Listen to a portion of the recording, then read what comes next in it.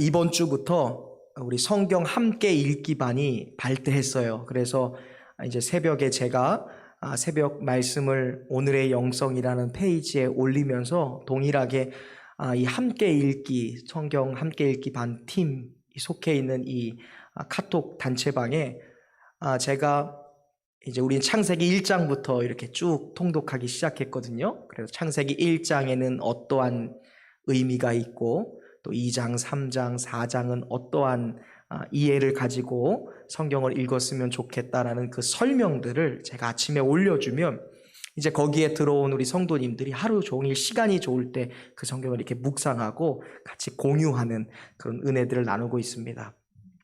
그 말씀을 제가 이제 우리가 화요일부터 시작했으니까 화, 수 이틀이 됐는데요.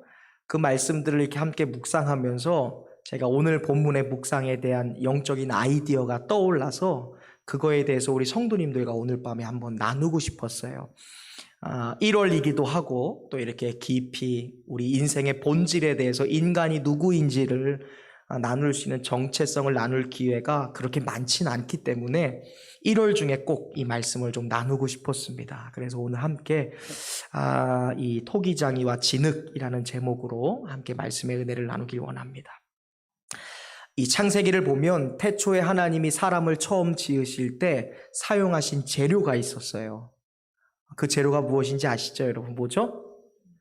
흙입니다. 네, 진흙이에요. 역시 여러분 아이디어가 좋아요. 우리 성도님 눈치가 빨라서 토기장이 진흙하니까 내가 토기장이 아닐 것 같고, 하나님이 흙으로 사람을 창조하셨어요. 그런데 보시면 하나님께서 천지를 창조하실 때 3일은 하나님이 그 창조물들이 들어갈 틀들을 만드십니다. 뭐 궁창을 만드시고 하늘을 만드시고 바다를 만드시고 남은 3일 동안은 그 틀에 들어갈 생물들을 만드시기 시작하는데 이 3일 동안 하나님께서 온 우주의 틀을 만드실 때 그 안에는요 돌도 있었고요, 금도 있었고요, 다이아몬드도 있었고요, 은도 있었어요. 온갖 보석들이 다 이미 존재했습니다. 그런데 하나님께서 그 귀한 보석이나 그 진귀한 어떤 금이나 다이아몬드를 사용해서 인간을 지은 게 아니죠. 우리가 다이아몬드라고 얘기하면 세상에서 가장 강한 광물이지 않습니까? 전혀 깨지지 않는, 그래서 평생을 변하지 않는다 그래서 가치가 있잖아요. 그렇게 단단한 존재로 인간을 지은 것이 아니라 흔하디 흔한, 그리고 너무나 잘 부스러지는 흙으로 인간을 만드셨습니다. 너무나 흔한 흙으로 사람을 지으셨다는 것, 사실 어디를 가도 막 다이아몬드가 있는 건 아니잖아요. 우리 고강동에도 뒷동산이 있는데 거기 가서 그냥 망치 갖고 곡괭이 갖고 땅 판다고 금 나오는 것 아니지 않습니까? 그렇게 흔하지 않으니까 금이 귀하고 다이아몬드가 귀하죠. 그런데 흙은 어디에나 있어요. 그렇죠? 아마 우리가 살고 있는 집 콘크리트 바닥 꽝꽝 깨면 거기도 흙이 나올 거예요. 흔하다는 건 귀하지 않다는 것이죠. 인간이 이렇게 평범하고 흔한 흙으로 지어졌다라는 것이죠. 그러나 이렇게 흔한 인간이 세상의 모든 피조물보다 특별했던 이유가 있다면 첫 번째로 하나님의 형상대로 만들어졌다는 것이죠. 단순히 겉모습뿐만이 아니라 하나님처럼 자유의지를 갖고 있다는 거예요. 하나님처럼 생각할 수 있고 하나님처럼 표현할 수 있고 감정을 느끼는 그러한 존재로서 지어졌다는 것이죠. 그리고 두 번째는 그 인간이 지어졌을 때 단순히 흙 덩이에 불과했지만 하나님은 이 죽어있는 존재를 살리시기 위해 그 조각품 코에 하나님의 생기인 호흡을 후 하고 불어넣으셨어요. 그래서 하나님의 호흡을 받은 그 조각품이 살아있는 생명이 된 거예요. 그러니까 굉장히 흔하고 보잘것 없었던 진흙덩이에 불과했던 인간이 특별해질 수 있는 이유는 하나님의 형상대로, 그리고 하나님이 지으셨고 하나님이 당신의 호흡을 넣어주셨기 때문에 그렇게 흔한 진흙이 특별해질 수 있었어요. 그런데 이 특별한 존재가 이 귀중함을 잃어버립니다. 인간에게 죄라는 것이 찾아왔죠. 죄를 알게 된 인간은 더 이상 하나님을 닮은 형상으로서의 존재에 대한 가치를 상실하게 됩니다. 영적인 생명체인 존재가 더 이상 죄로 인해서 하나님과의 관계가 끊어지니까 영은 죽게 되고 겉껍데기인 육체만 남게 된 거예요. 죄를 지은 인간에게선 더 이상 하나님의 형상을 찾아볼 수 없었어요. 아담과 하와가 죄를 짓고 처음으로 보인 것은 두려워하는 것이었죠. 숨는 것이었어요. 무서워하는 것이었어요. 하나님에게 없는 형상이 죄를 가진 인간에게 나타나기 시작합니다. 또 인간에게 형벌이 주어지는데 여자는 임신하고 출산하는 고통을 갖게 됐고요. 남자는 종신토록 평생을 땀을 흘리고 노력해야 무엇인가를 얻는 노동의 고통이 생깁니다. 더 무시무시한 것은요, 하나님께서 인간의 생명을 제한을 두신 거예요. 죄를 지니까 인간이 영원한 생명을 누릴 수 없게 돼요. 그래서 하나님께서 이런 말씀을 하시죠. 너는 흙에서 왔으니 무엇으로 돌아가라? 흙으로 돌아가라. 인간의 이 형벌이, 저주가 내려진 것입니다. 저는 우리 성도님들과 함께 읽기 반 성도님들과 이 성경 읽기 묵상을 통독을 하면서 이 부분에 집중했어요. 너는 흙이니 흙으로 돌아가라. 과연 이게 어떤 의미일까? 너는 흙이다라는 말은요, 김보일의 본질을 나타내는 말이에요. 김진지사야 너는 흙이야 라는 것은 나의 정체성을 말하는 거예요. 나는 다이아몬드가 아니라, 나는 금이 아니라 뭐라고요? 나는 흙이다 라는 말씀이에요.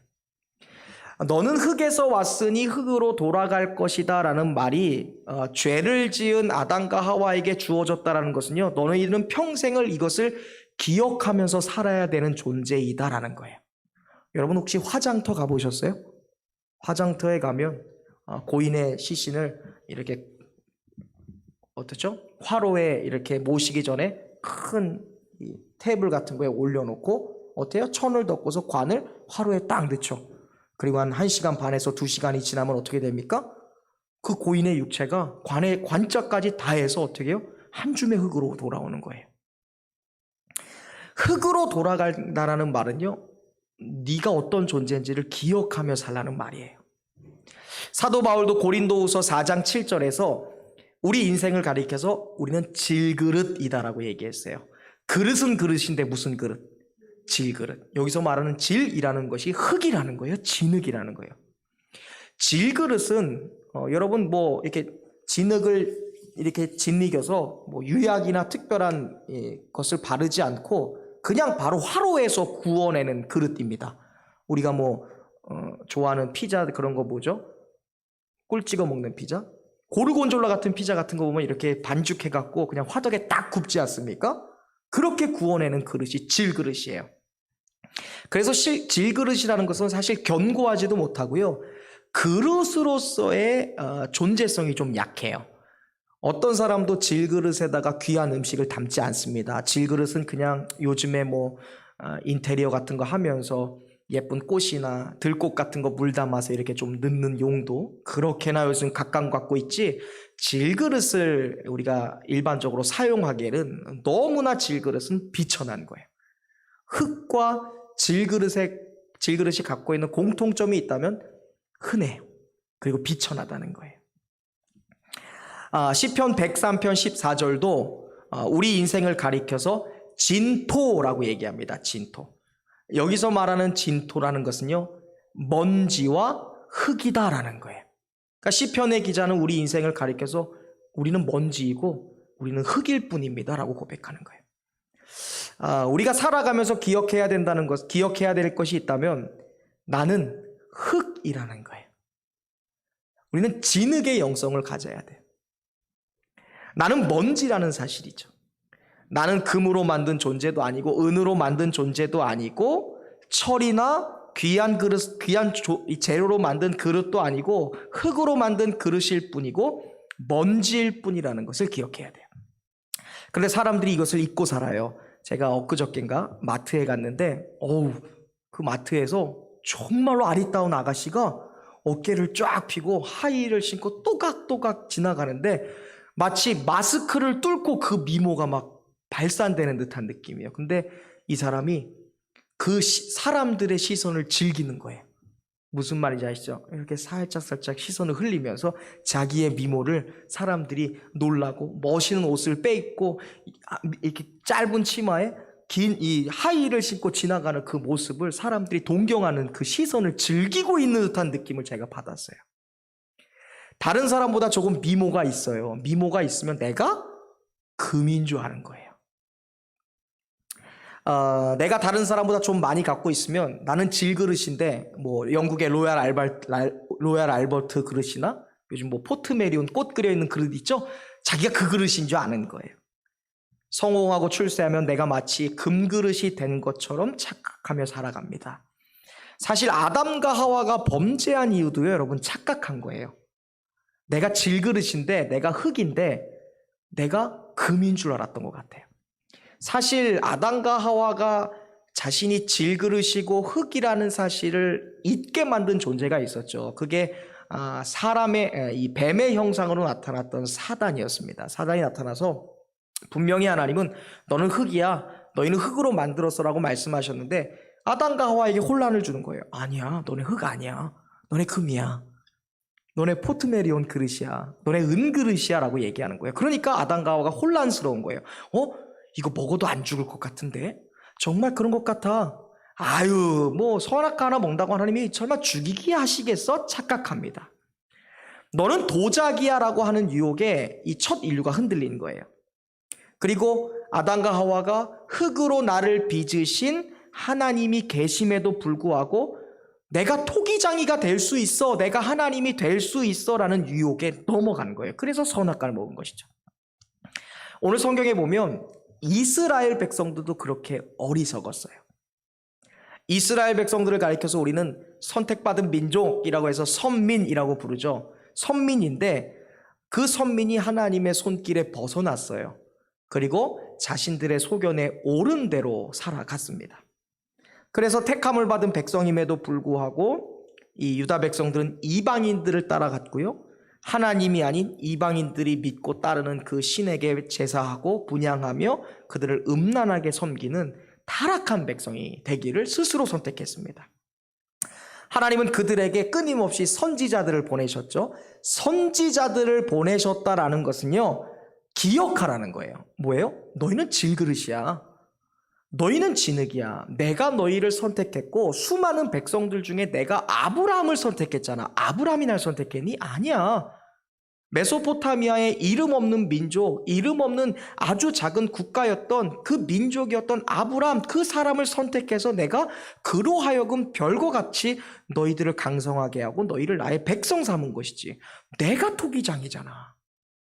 근데 왜 그것을 기억하지 못해? 라고 하면서 기억하게 하시기 위해 자꾸 선지자들을 보내신 거예요. 그래서 하나님께서, 여호와께서, 우리의 아버지께서, 선지자들이 이런 말을 많이 하잖아요. 너희의 하나님께서, 여호와께서 말하노니, 나 여호와가 말하노니 뭐예요? 내가 토기장이라는 것이죠. 그러니까 선지자들이 백성들에게 계속 가는 것은 백성들로 하여금 내가 어떠한 존재인지를 깨닫게 하시기 위한 하나님의 방법이었습니다. 너희는 흙이야, 내가 토기장이야, 너희는 질그릇이야, 내가 너희를 빚었다라고 말하는 거예요. 그렇게 선지자들을 통해 하나님은 수백 년 동안 이스라엘에게 돌이킬 것을 요청하세요. 하지만 거듭된 하나님의 심판과 징계와 회개의 촉구에도 불구하고 이스라엘 백성들은 돌아오지 않아요. 오히려 더 극악무도해졌어요.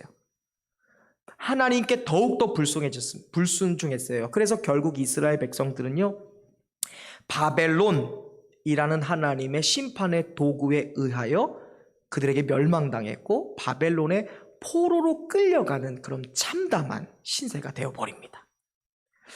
이 모든 것을 지켜봤던 사람이 있어요. 그가 바로 오늘 성경의 주인공이라 할 수 있는 예레미야라는 선지자입니다. 예레미야는 예루살렘에서 불과 10km도 떨어지지 않은 곳에 살고 있었던 굉장히 젊은 사람이었어요. 그래서 예레미야는 이 바벨론의 포로가 되고 이스라엘 백성들이 하나님께 불순종해서 이방 민족에게 철저히 깨지고 심판받고 징계받는 것을 눈으로 지켜보았습니다. 이스라엘 백성들의 여성들이 막 성놀이개로 끌려가고요, 젊은 사람들이 전쟁에 끌려가고 제사에 끌려가고 그렇게 고통당하는 노예로 끌려가는 모습을 지켜보았던 사람이 예레미야였어요. 어느 날 하나님께서 이 예레미야를 불러내세요. 그리고 이와 같은 유다의 어리석음을 깨닫게 하시기 위해서 예레미야를 사용하셔서 이스라엘 백성들이 회개해야 되고 돌이켜야 되고 깨우쳐야 될 것을 말씀해 주십니다. 그게 바로 오늘 우리가 읽었던 이 예레미야 18장에 있는 말씀이죠. 우리가 읽진 않았지만 예루살렘 18장 1절 이하를 보면 어느 날 하나님께서 예레미야에게 나타나셔서 뜬금없이 그런 얘기를 하세요. 1절에 보면 너는 토기장이의 집으로 내려가라. 거기서 내가 너에게 할 말이 있다라는 거예요. 그래서 예레미야가 하나님의 명령대로 그릇을 만드는 토기장이의 집을 방문합니다. 그랬더니 토기장이가 어디 앞에 있어요? 농로라는 거에 있어요. 농로 뭔지 아시죠? 그 옛날에 그 사랑과 영혼 영화 보셨나요?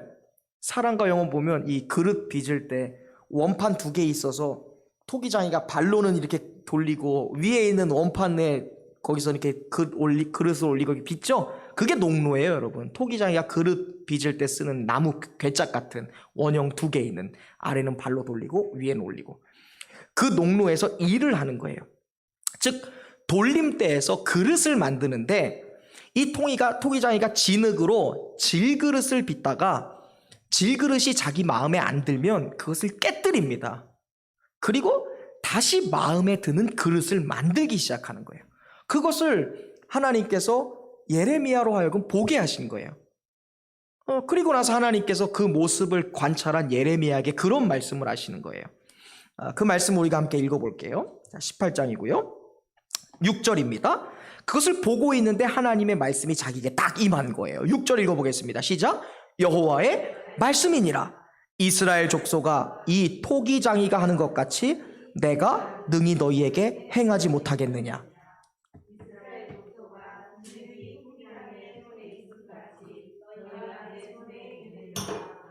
아멘.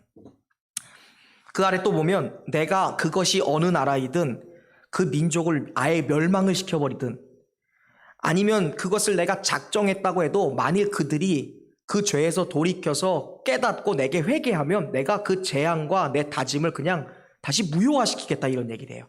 그러니까 토기장이가 자기 안에서 그릇을 만들고 마음에 안 들면 부셔버리죠. 그리고 또 다른 그릇을 만들잖아요. 이 모든 주권이 누구에게 있어요? 토기장이에게 있어요.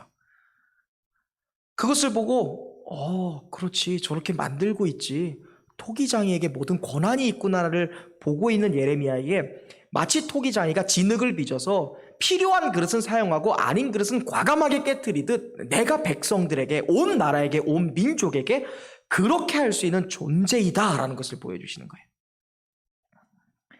또 내가 어느 나라나 민족을 강하게 일으켰다고 해도, 여기서 강하게 일으킨 민족은 하나님이 아브라함을 선택하셔서 이스라엘이라는 민족을 강하게 하신 것을 상징하는 거죠.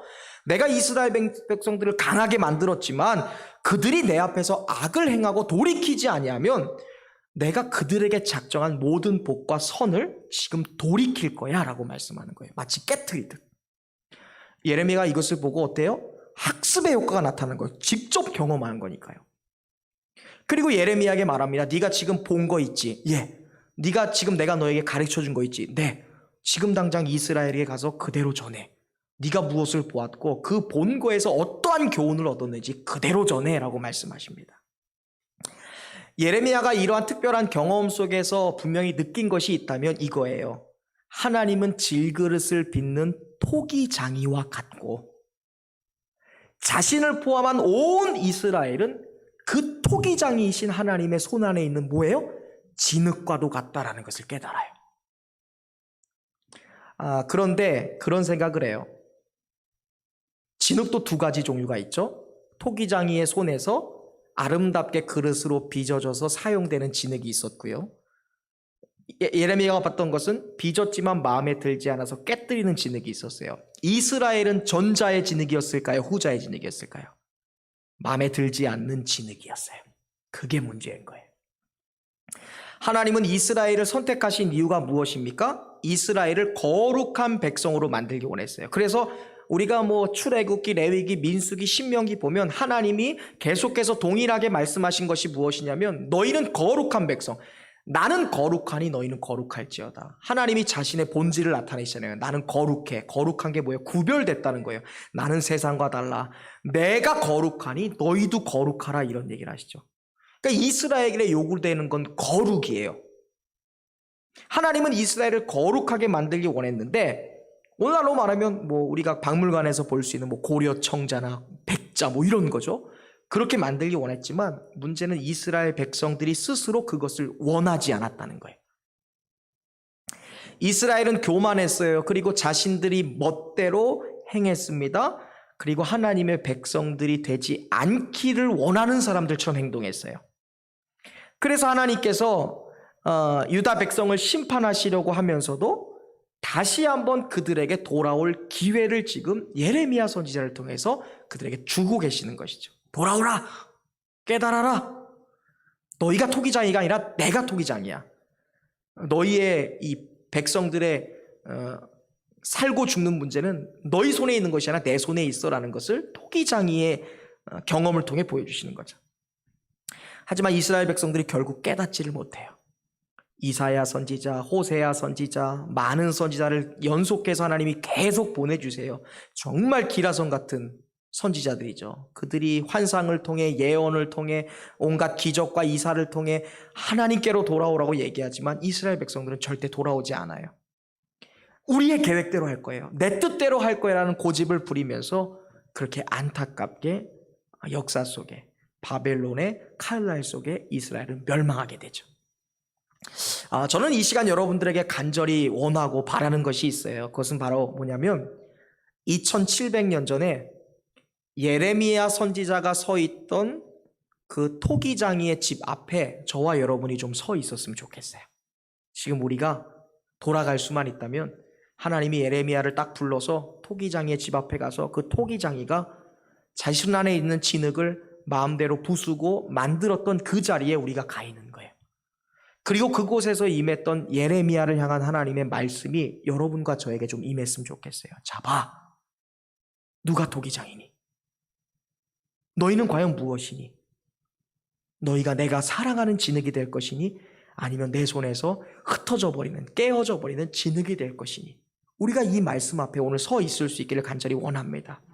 그래서 이 시대에 이런 예레미야 선지자가 살던 시대와 같은 오늘날 시대를 살아가는 동안 오늘 저와 여러분을 향한, 각자를 향한 하나님의 분명한 뜻을 저와 여러분들이 아는 그런 거룩한 신부의 세대로 우리가 살아갈 수 있기를 간절히 바랍니다.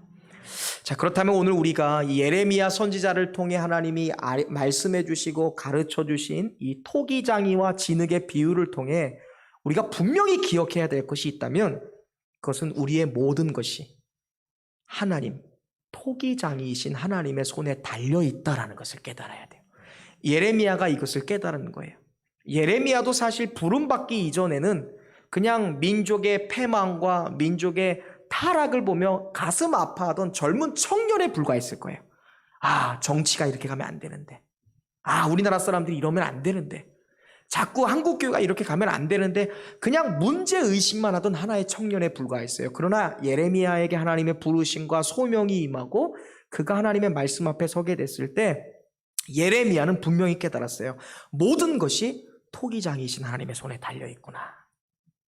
6절에 보면 이렇게 되어 있죠. 여호와의 말씀이다. 이스라엘 족속아, 이 토기장이가 하는 것처럼 내가 능히 너희에게 하지 못하겠니? 이스라엘 족속아, 진흙이 토기장이의 손에 있음처럼 너희가 내 손 안에 있다. 이게 무엇일까? 하나님이 자신을 토기장이라고 말씀하신 것은요, 하나님의 주권을 말씀하시는 거예요. 주권, 하나님의 주인 되심. 진흙이 토기장의 손 안에 있는 것처럼 모든 것이 하나님의 손 안에 있다라는 것을 저와 여러분이 예레미야의 자리에 서서 그것을 반드시 기억할 수 있기를 간절히 바랍니다. 우리의 흥왕성쇠, 우리의 모든 살고 죽는 것, 부하고 가난한 것, 우리의 모든 생명, 우리의 삶의 일거수일투족이 모든 것이 하나님의 손 안에 달려있다는 것을 오늘 저와 여러분이 기억해야 되는 것이죠. 하나님은 토기장이로서 어느 민족이나 어느 나라나 어느 가정이나 어느 개인이나 다 부수실 수 있고 멸하실 수 있어요.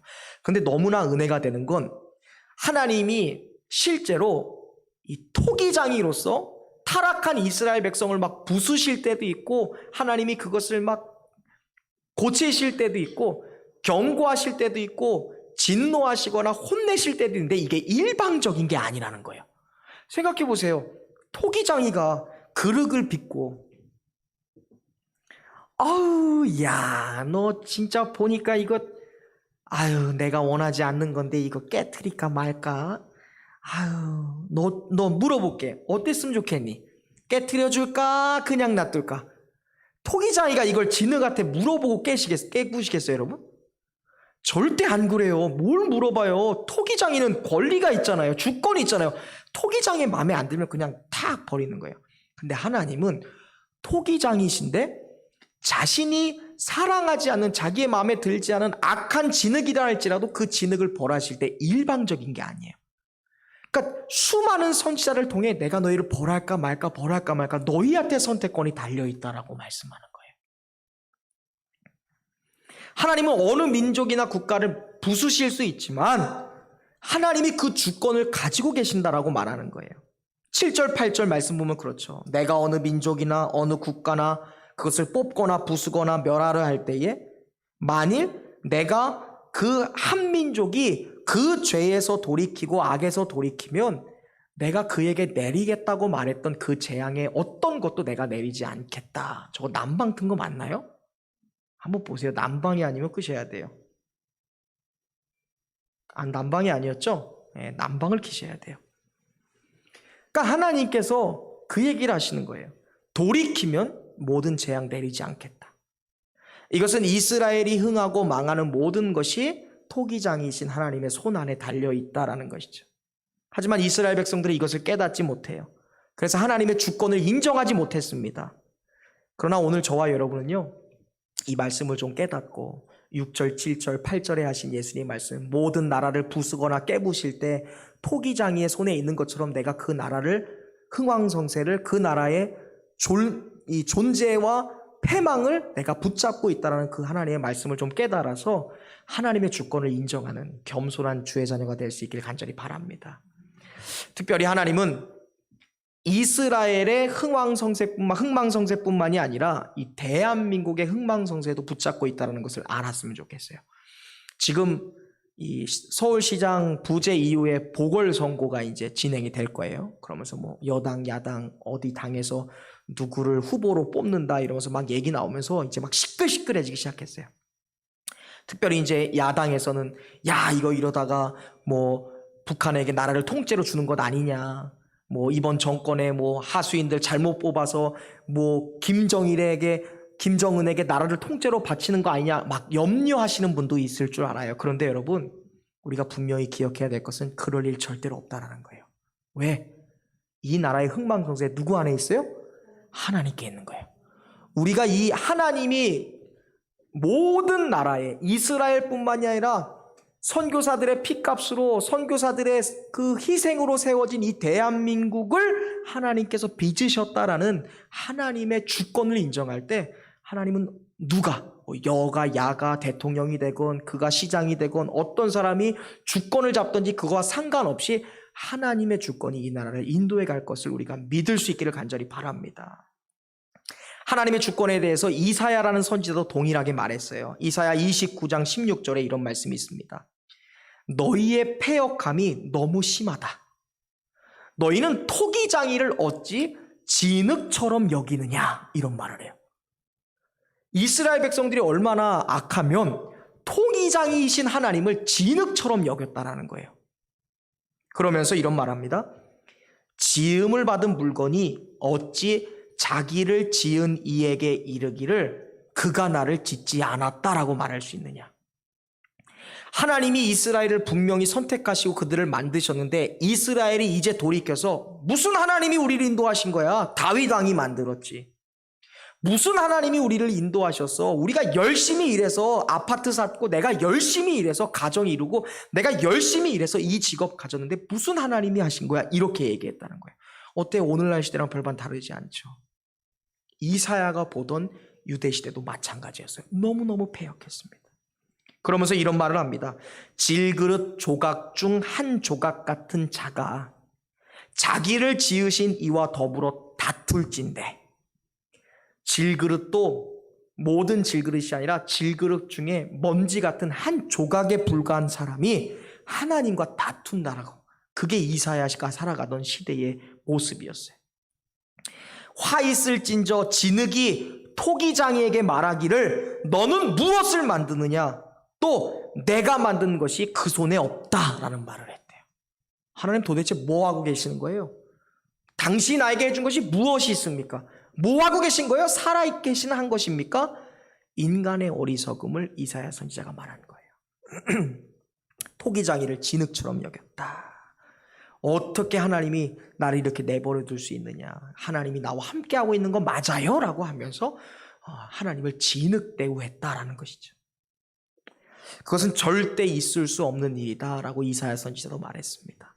저는 저와 여러분이 반드시 기억해야 될 것, 하나님이 토기장이시고 나는 진흙뿐이라는 것을 저와 여러분이 기억했으면 좋겠습니다. 바울 사도도 고린도후서 4장 7절에 우리 육체를 가리켜서 질그릇이라고 얘기했어요. 그런데 놀랍게도 이 질그릇이 귀하게 될 수 있는 방법이 있다고 말했어요. 그냥 아무것도 안 되는 흙 그릇에 불과하지만 그냥 불에 잠깐 구워서 어디 딱 부닥치면 깨질 수밖에 없는 질그릇이지만 이 질그릇이 귀해질 때가 있대요. 그게 뭐예요? 무엇을 담느냐에 따라 달라진다는 것이죠. 그릇의 가치가 그거 아닙니까, 여러분? 아무리 이탈리아에서 영국에서 좋은 그릇 사와도 거기에다가 오물 담으면 그냥 똥그릇이잖아요. 그러나 개밥 그릇이라 할지라도 그것에 존귀한 물건을 담으면 그것은 존귀한 그릇이 되죠. 그래서 바울 사도는요, 고린도후서 4장 7절에 우리는 질그릇이지만 그 질그릇 안에는 보배이신 예수 그리스도를 담았다라고 말하는 거예요. 그러니까 우리가 무엇을 담느냐에 따라 우리의 존재가 달라지는 것이죠. 하나님께서 예레미야 선지자를 통해 이스라엘 백성들아 너희는 질그릇이고 나는 토기장이야. 무엇이에요? 너희는 연약한 그릇이지만 내 토기장이 내 손안에서 빚어질 때 너희는 아름답고 귀히 쓰이는 그릇이 될 수 있다라고 말하는 것이죠. 자, 우리가 이러한 겸손한 태도, 나는 질그릇입니다. 나는 진흙입니다. 이 진흙의 영성을 갖고 하나님을 나의 토기장이로, 하나님을 나의 주권자로 인정할 때 과연 우리에게 어떠한 복이 있을까? 지금 예레미야가 그것을 말하는 거예요. 하나님은 이어서 이스라엘이 자신들이 토기장이가 아니라 진흙일 뿐이요, 하나님이 주권자이신 토기장인 것을 인정하는 겸손한 모습으로 돌아올 때 그들에게 복이 임할 것이라고 말씀하고 계십니다. 8절 말씀 한번 읽어볼게요. 8절.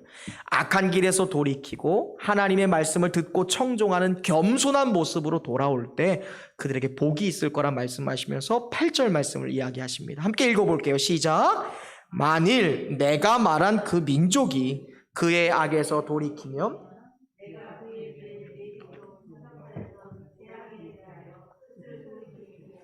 아멘. 죄를 가진 인간에게 찾아온 재앙이 무엇입니까? 우리가 이번 주에 어때요?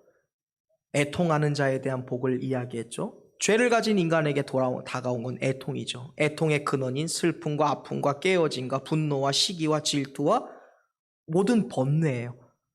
그 모든 것이 사실 우리에게 재앙 아닙니까? 결국 우리의 육체의 병듦과 아픔과 죽음에 대한 두려움과 공포도 다 죄로 말미암은 것이죠. 재앙이죠. 근데 하나님께서 어떻게 해요? 하나님을 토기장이로, 나는 하나님의 손안에 있는 연약한 질그릇으로, 연약한 진흙으로 나를 인정하는 겸손한 모습으로 하나님 앞에 겸비하여 회개하고 돌아올 때 하나님께서 인간에게 내리기로 한 모든 재앙들을 내리지 않고 돌이키는 축복을 주시겠다라고 말하는 것이죠. 그래서 우리가 문제를 해결하기 위해서는요, 내가 토기장이가 되면 안 돼요. 어떤 의사를 찾아갈까? 누구를 찾아갈까? 돈을 어디다 투자해서 어떻게 굴릴까라는 것이 아니에요. 우리가 진정으로 복받기 위해서는 어떻게 해요? 그 모든 것을 하나님 앞에 갖고 와서 토해놓는 거예요. 그러니까 우리가 울어도 누구 앞에 와서 우는 거예요? 하나님. 기도해도 누구 앞에? 그게 진흙의 영성 아니에요? 사람들이 다 아프다 그러면 누구누구 말 수소문해서 어디 병원 가라, 이게 사람들이 말하는 공식이지만 우리는 그렇게 안 하는 거예요. 하나님 앞에 와서 주님이 토기장이시니까 내 고민이 있으니까 주님 주님 앞에 아뢰입니다 하고 하나님께 지혜를 얻어서 행동하는 거예요. 그게 진흙의 영성이죠. 그렇게 행동할 때 하나님이 우리의 길과 진리가 되셔서 우리가 행할 길을 가리키시는 토기장이로서 우리에게 모든 것들을 형통하게 하는 복을 주신다는 거예요. 토기장이신 하나님의 주권에 대해 우리 인간, 진흙인 인간이 할 수 있는 것은 악한 길에서 돌이키는 겁니다. 악하다는 것은 내가 주인 돼서 살아가던 내 주권 자리에서 돌이키는 거예요. 그리고 하나님을 주인으로, 하나님을 주권자로 인정하는 거예요. 그리고 하나님의 말씀이 무엇이든 순종하는 거예요. 하나님의 말씀 앞에서 교만 떨거나 하나님 말씀 앞에서 나를 내세우는 것이 아니라 고집 부리지 않는 건 아는 자세예요. 그럴 때 하나님이 우리를 존귀한 자로 삼으셔서 하나님이 토기장이가 되셔서 어떠한 문제와 어떠한 역경이든 우리의 삶을 빚어나가신다는 거예요. 그것이 하나님이 우리에게 약속하신 복이라는 것이죠. 그래서 하나님은 예레미야 선지자를 통해 이렇게 전하라 하신 거예요. 10절, 만일 그들이 나보기에 악한 것을 행하여 내 목소리, 그게 뭐예요? 토기장이신 하나님의 이끌림, 인도하심에 순종하지 않으면 내가 그들에게 유익하리라고 말한 복을 내리지 않는다. 뜻을 돌이킬 것이다. 반대로 말하면 뭐예요? 하나님이 우리에게 유익하게 내려주시는 복을 듣기 위해서는 어때요? 우리가 하나님의 목소리를 들어야 된다는 거예요. 그러니까 그 당시 예레미야 선지자를 통해서 너희가 진흙이고 너희가 진토고 너희가 질 그릇이고 하나님이 토기장이야 라는 것은 지금 당장 악에서 있었던 이스라엘 백성들에게는 그 악한 길에서 돌이켜서 하나님께로 돌아오는 것이라면 오늘 우리에게 있어서 우리가 질그릇이고 하나님이 토기장이라는 것은요, 여러분 우리가 뭐 이스라엘처럼 음란 저질러요? 바람 피시는 분 있으세요?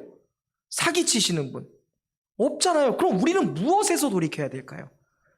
내가 토기장이 되어 살아가던 그런 결정권들 있잖아요. 우리의 삶에 많은 영역에서 이렇게 하면 되겠다, 저렇게 하면 되겠다. 하나님 없이 행하던 내가 주인 되어서 살던 그 자리에서 우리가 돌이키는 거예요. 리턴해서 하나님, 내가 선택할 수 있는 길을 열어주세요. 내가 무엇을 해야 될지 나에게 길을 알려주세요. 하나님께 묻는 진흙의 영성을 갖는 것, 그것이 오늘 우리가 돌이켜야 되는 거예요. 오늘 저와 여러분이 이 진리와 이 지혜를 깨달아서 예레미야 선지자가 받았던 그 말씀과 그 자리에 서서 내가 진흙으로 그리고 토기장이신 하나님께 모든 것을 묻고 하나님께 그것을 기도로 묻고 눈물을 쏟고 하나님께 전권을 내어드려서 하나님이 우리에게 말씀이든 사람이든 환경이든 나를 인도하시는 대로 따라가는 그러한 주님의 진흙과 같은 겸손한 신앙이들 될 수 있기를 주님의 이름으로 축원드립니다. 이제 말씀을 좀 맺기를 간절히 원합니다. 바울은 로마서 9장 13절에서 이런 말씀을 해요. 하나님은 에서와 야곱이 태어나기도 전에 형인 에서가 아니라 야곱을 먼저 사랑하셨다. 그래서 야곱을 선택하셨다, 이런 말을 해요. 그리고 에서를 미워했다라고 얘기해요. 이런 걸 보고 하나님 내 인생 왜 이래요? 왜 하나님 모든 걸 선택하셨나요? 이렇게 반문할 수 없다고 얘기해요. 왜냐하면 하나님께서 귀히 쓰는 그릇과 토기장이로서 하나는 천이 쓰는 그릇을 하나님 의지대로 만드셨다라고 얘기해요. 에서가 와서 왜 나는 하나님 나는 안 받으십니까? 왜 내가 형인데 왜 야곱을 사랑하시고 왜 형인 나를 하대하십니까? 이렇게 얘기할 수 없다라는 거예요.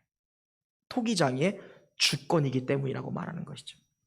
만들어진 물건이 나를 만든 토기장에게 가서, 나를 만든 제작자에게 가서 왜 나를 이렇게 만들었느냐, 왜 나의 인생이 이렇게 어렵고 왜 이렇게 나의 인생이 이렇게 힘든 고난의 인생을 살아가느냐 따질 수 없다는 것입니다. 토기장이가 똑같은 그릇이라 할지라도 귀히 쓰고 천이 쓸 그릇을 만들 권리가 있다는 거예요. 모든 것이 토기장이의 손에 달려 있다는 것이죠. 하나님이 왜 사람을 버리고 왜 사람을 선택하시는지 우리들에게 굳이 설명할 필요가 없다는 거예요.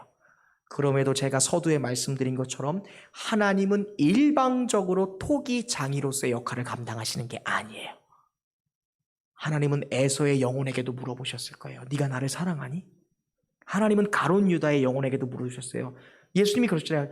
네가 진짜 오늘 밤에 나를 버리려느냐? 하나님이 왜 이스라엘을 패망하게 하셨습니까? 왜 나에게 이런 고통을 주셨습니까? 라고 묻기 전에 하나님은 선지자들을 통해 분명히 말씀하셨어요. 돌아오라, 돌아오라.